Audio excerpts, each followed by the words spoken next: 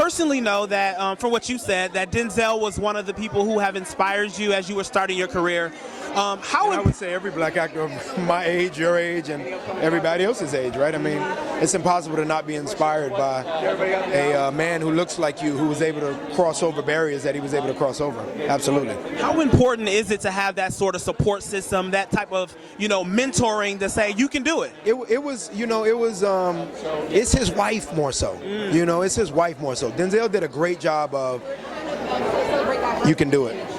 She did a, you can do it, you can do it. He did what I would expect a strong black man to do, which is, I will sit back and watch whether you prove to me that you can do it. Let me watch you. I love him for that. His wife was very much what a mother would be. So it was a little different, but he absolutely, so to not acknowledge your point that he supported me, it wasn't the way that perhaps that interview denoted it. It was a way of tough love.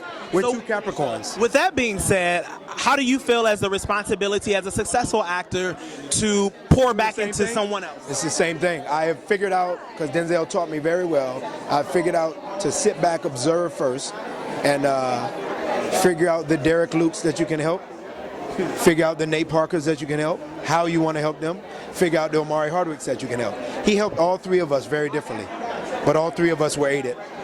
I'm sure he helped Michael B. Jordan and Will Smith equally, but all five of us, if they're now at it, were aided very differently. So I got kids that I mentor, and I try to deal with them all different. Dennis Rodman and Michael Jordan were not the same. No, they weren't. So Phil Jackson dealt with both of them very different. So Denzel's taught me that, like, shut up and listen, watch people, and he's the best at that. I mean, what part of, as an artist. I'm sorry to interrupt you. I'm sorry. What part about your life's purpose does acting fulfill? What do you, as it relates to why you were born and what you do? Great question. What does acting do for That's that? a great question. Beyond being psychotherapy for me and allowing me to remain sane and not lose my canoodles, especially as an ex-athlete who doesn't have that outlet anymore, excuse me.